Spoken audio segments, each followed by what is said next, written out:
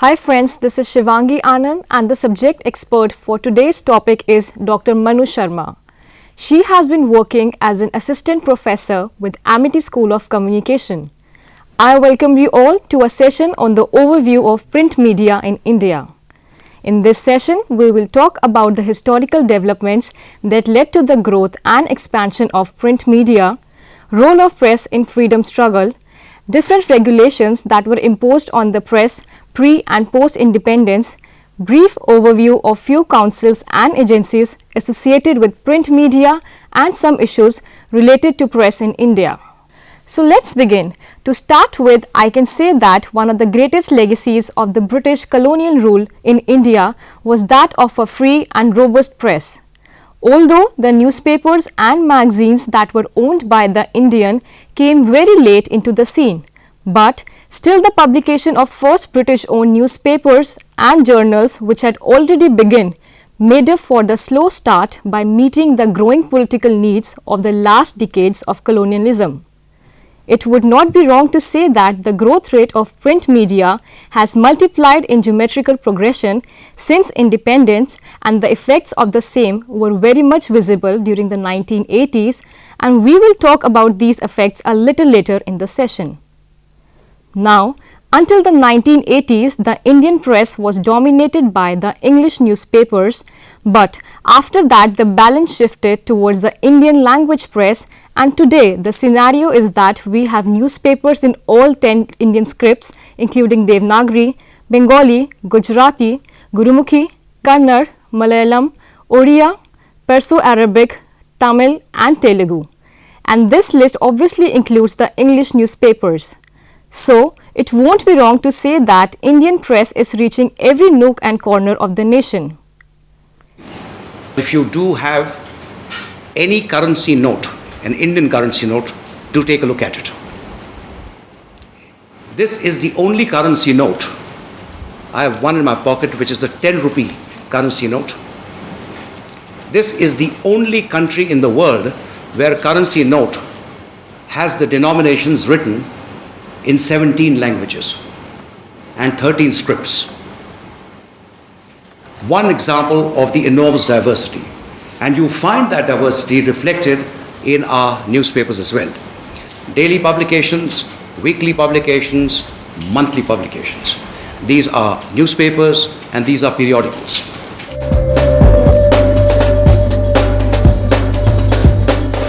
We cannot have an overview of the Indian press without discussing its early years. The first major newspaper in India, the Bengal Gazette, was started in 1780 under the British Raj by James Augustus Hickey. The paper was published from Kolkata, and it was soon followed by papers like the Indian Gazette, the Calcutta Gazette, the Madras Courier in 1785 and the Bombay Herald in 1789, etc. Then second in the race after Bengal Gazette was Calcutta Journal, which was started by James Silk Buckingham in 1818. It was a periodical and its contents were more appreciative of the British government policies in comparison to the critical content of Hickey's paper. Right after, when Bengal Gazette completed 10 months, a rival paper called the Indian Gazette was started by B. Messing and Peter Reed in 1781. Though this paper had a short life, it was started by the British government to counter the attacks of Hickey. Then others like the Calcutta Gazette, which is the oldest surviving newspaper in India, was started on March 4, 1814 by Francis Gladwin. Few papers that left their mark in different parts of India were the Madras Courier 1785, which was the first newspaper to be published in Madras Presidency. The Bombay Herald 1789, which was the first English newspaper in Bombay, followed by Bombay Courier in 1790. Bombay Samachar 1822 and Mumbai Karkman in 1830. Then there was an Indian initiative, Bengal Gazette 1816, published by Gangadhar Bhattacharjee, and surprisingly there was an entire series of papers that had the contributions of Raja Ram Mohan Roy in some or the other form, like Sambad Comedy 1821, which was a magazine was started in Bengali by Raja Ram Mohan Roy. Miratul Akhbar, which was a Persian language journal, was founded and edited by Raja Ram Mohan Roy in 1822. Vernacular magazine in English 1821 had his involvement, and then there were 3 more newspapers that continued their publication between 1821 to 1891, and they played an important role in them. The Reformer, the Enquirer and Gyan Anveshan. Also, a paper named Samachar Chandrika was started in 1921 by B.C. Bandyopadhyay, who was the colleague of Raja Ram Mohan Roy. When Raja Ram Mohan Roy started attacking social evils, he parted ways with him as he believed that tradition is sacred. Baptist Missionary Society also published a paper from Serampore in the first half of the 19th century, which was known as Samachar Darpan 1818. In December 1841, the missionaries decided to discontinue the newspaper as they couldn't find sufficient time owing to other preoccupations, as was claimed by the editor. Then we had the Statesman, which was the direct descendant of 2 newspapers, namely the Englishman 1811 and the Friend of India 1835. Another remarkable achievement was the start of the first Hindi newspaper Uddant Martand in 1826 from Bengal, but was closed down because of the distant readership and high postal rates. Its place was soon taken by Jami Jahan Numa, a newspaper that was pro-establishment. Bal Shastri Jambekar also launched an Anglo-Marathi newspaper from Pune in 1832. Then there was Sambandh Prabhakar, which was a Bengali daily newspaper founded by Ishwar Chandra Gupta, and the same was published in the first half of the 19th century. In 1875, we had Amrita Bazar Patrika, which was able to establish itself in Kolkata. Then this time also saw the foundation of papers which flourished till date, like the Times of India 1861, which was the absorption of Bombay Standard, Bombay Telegraph and Bombay Courier. The Indian Express 1937, which till date has its national presence in almost all the parts of the country. The Tribune 1881, which was ransacked during the partition struggle and migrated to India, thus finding its permanent home in Chandigarh in 1957. The Hindustan Times 1923, which was inaugurated by Mahatma Gandhi and had articles written by Motilal Nehru in its first issue, and finally the most popular one among the literate elites, The Hindu 1878, which was selected by the American Newspaper Publishers Association for the World Press Achievement Award 1968. So, the crux is that all these advancements in second and third decade of 19th century were undertaken because social reforms and commercial concerns were the leading motives of their pioneers. But one thing was for sure, that be it the British-owned press or the Indian one, both fought together for the freedom of press.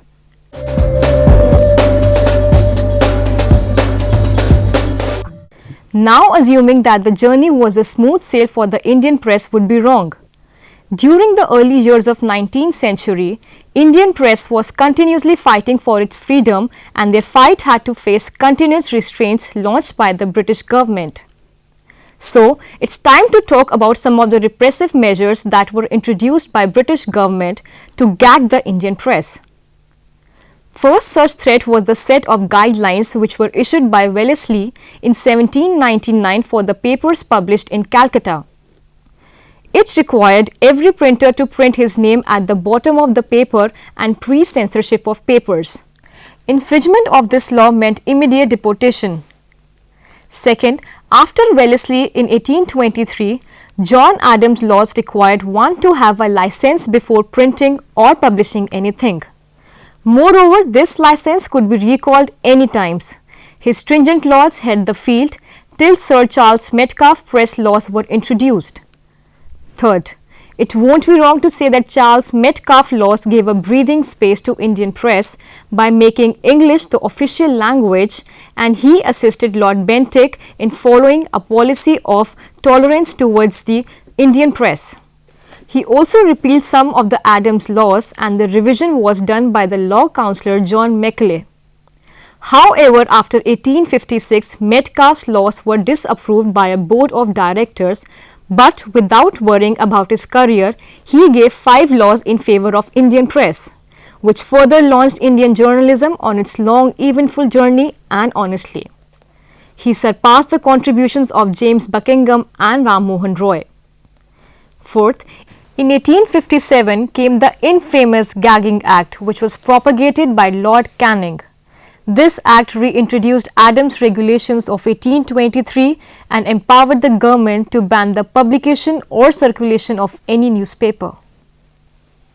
Fifth, after the failure of War of Independence in 1857, by 1861 political journalism got its wings and many newspapers that flourished till date came into existence, like the Times of India 1861, the Pioneer 1861, the Statesman 1875 and the Hindu 1878. Sixth, Vernacular Press Act was passed in 1878. Under it, publication of any content that would excite the feelings of disaffection against government was prohibited.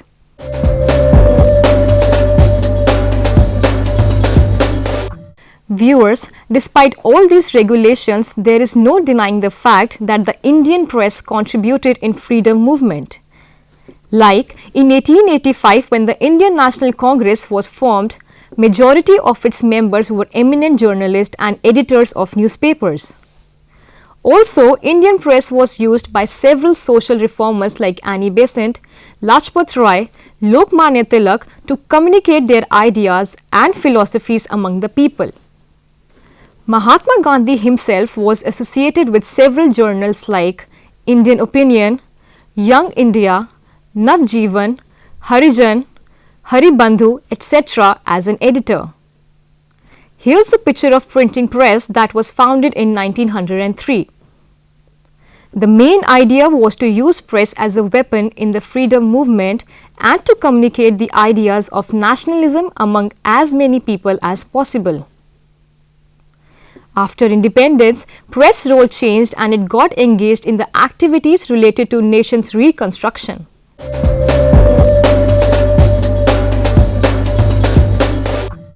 Now, it's not that the press were repressed only by the British government. There have been times when its freedom was in danger because of the native rulers. Sometime after the independence, in 1975 to be exact, when Prime Minister Indira Gandhi had declared emergency, along with opposition leaders and few political leaders, few intellectuals as well as nearly 250 journalists were jailed. Newspaper editors were required to adhere to a set of written guidelines issued by the government concerning what they could and what they could not publish. 3 ordinances banning objectionable material, abolishing the Press Council, and the freedom to report the proceedings of the Parliament were also passed. However, when Mrs. Gandhi lost the elections in 1977, the new government lifted all reporting restrictions and thus restored the status quo ante. In 1980, when Mrs. Gandhi was re-elected, there was spectacular growth in the number of newspapers and magazines. Factors like increase in political affairs due government repression experience, increase in readership with increasing population, increase in literacy rate as well as the income level of the population, improvement in transportation and distribution system, improvement in technology like the advent of offset printing and computer typesetting, use of simple language in regional papers, etc. were responsible for increase in the number of newspapers and magazines. It was the time when the circulation of Hindi newspapers overtook the circulation of English newspapers. Some of the leading English dailies of this time were the Indian Express, Deccan Chronicle, News Time, etc. Then there were specialized newspapers as well as like Economic Times, Financial Express, Business India, Business Week, Business Standard that focused at fulfilling the needs of niche audience. The Times of India is the largest English language broadsheet newspaper in the world. It sells more than 3 million copies a day. It's published out of nearly a dozen cities in the country. The average page level of this newspaper is anywhere between 32 to 48 broadsheet pages. It costs you less than a cup of tea in the morning. This was not the case when I began my career, Because when I began my career, revenues came from two different sources. One from advertising and the other from circulation, which means whatever money you got for people who paid for the thing. There was a certain balance between advertising revenue and circulation revenue. When competition became more and more severe, newspaper barons decided that the only way to gain numbers in order to attract more advertising was to sell newspapers cheaply. And the result is as follows. It costs approximately 7 rupees to produce a single copy of the Times of India. From circulation, the Times of India gets again approximately about 2 rupees. So the 5 rupees have to come from somewhere else, and that somewhere else is advertising. The immediate consequence of this was that the marketing guys in the media establishment became far more important than not just the circulation guys, but also the editorial people. One reason for the decline, the so-called decline of the idea of the editor is related directly to this fundamental change that took place in the media world. But there's a paradox. The Times of India has grown tremendously in terms of its revenues. So every time they fired an editor, circulation rose, advertising came in a big way. So I think they've had a very good time in not having an editor. Today there is no full-fledged editor in my newspaper, but the newspaper people are thrilled. Their salaries are great. And the owners don't think it necessary to have an editor, because to have an editor is to have someone who is the public face and who probably is far more interested in projecting his own image in the outside world than in attending to problems within the enterprise.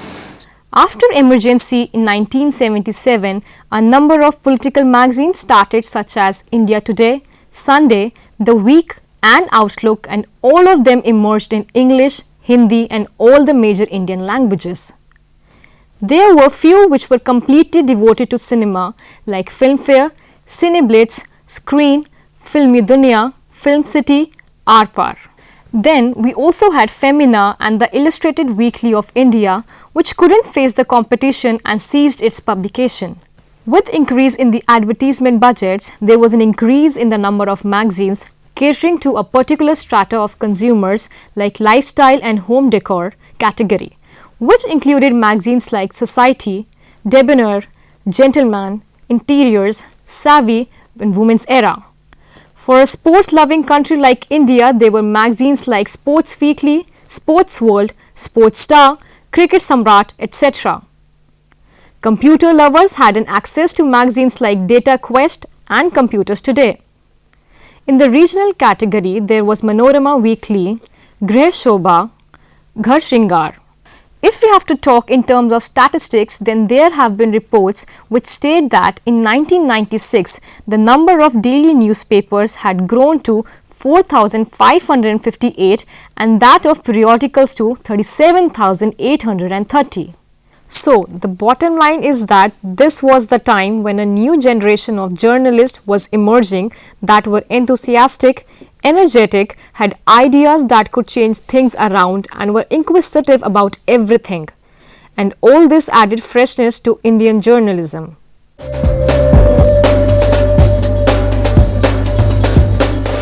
While talking about newspaper and magazine journalism, we cannot ignore the idea of vernacular or language press. By the end of the 20th century, language press had become strong, which somewhere also indicates the diversity and plurality of rich linguistic and cultural heritage of the century. If we have to talk about the contributions in the present scenario, we can say that at present, the Indian vernacular press is playing an important role in bringing a large segment of user population in equal terms with other linguistic groups. These small papers, which come out from district centers and have contact with people at the grassroots level, constitute an important segment of the Indian press. These papers articulate the aspirations, demands, difficulties and problems of readers and have been able to develop a strong relation with them. Moreover, a unique aspect of the language press on the East and Northeast is that it follows a vibrant practice of bringing the special issues during the festive occasions, which in turn helps in meeting the cultural aesthetics related information requirements of the people and mold their belief system in the most modern ways. However, language press is ignored by the so-called elite as well as the government, without even realizing that this press can act as a promising medium for disseminating information and knowledge about nutrition, health and hygiene, improved farm practices, family planning measures and development plans which are applicable to different sections of society.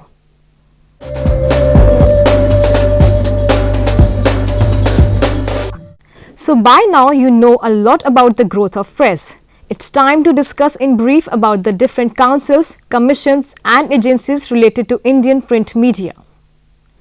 I guess the trend must have started after the Second World War when for the first time government agreed to the idea of self-regulations by the organization of the newspapers themselves. This led to the formation of the Indian and Eastern Newspaper Society (IENS) and All India Newspapers Editor Conference (AINEC). A press advisory committee was also formed with the assistance of AINEC. Then apart from them, till date we have had 2 press commissions so far.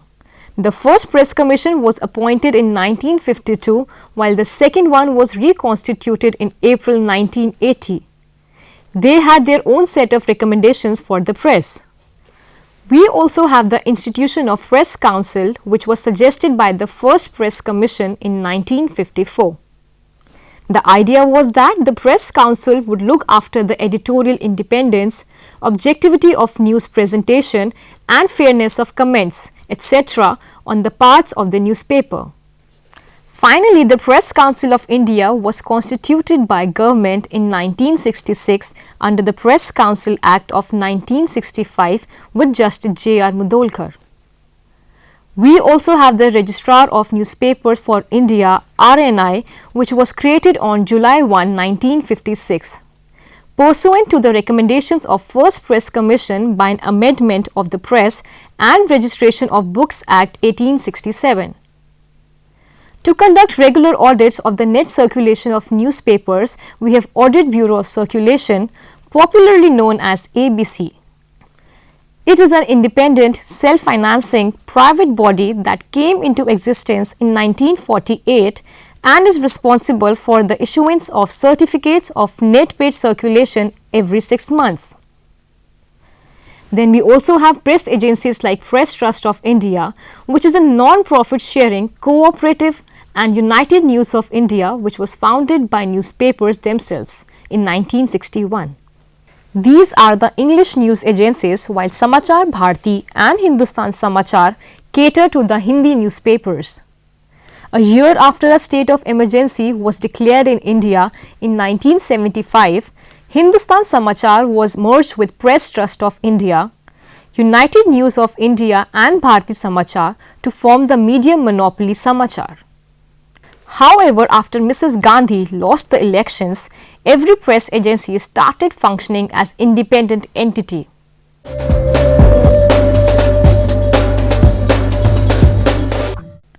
Indian press has an obligation of following several rules and regulations, and out of them the major one that restricts their activities is the law of defamation, which was given in 1988. In addition, the right of free speech and the right of free press sometimes come into conflict with the right of an individual to protect his or her reputation. Protection of person's reputation is found under the law that deals with defamation. Then, to regulate certain conditions of service of working journalists and other persons employed in newspaper establishments, we have the Working Journalists Conditions of Service and Miscellaneous Provision Act. This act was enacted in 1955. To protect the unfair appropriation of an author's work, there is a Copyright Act of 1914 which received the assent of Indian President in June 1957. Other include the Press and Registration of Books Act of 1867, the Young Persons Harmful Publications Act of 1936 and many more. Despite such a rich past, there are many who are doubtful about the print media future. An expert in this video is sharing his opinion on the future of print media. So today, if you are looking for background, for perspective, for diversity of opinion, for certain hard statistical information, I think there is no substitute to the print medium.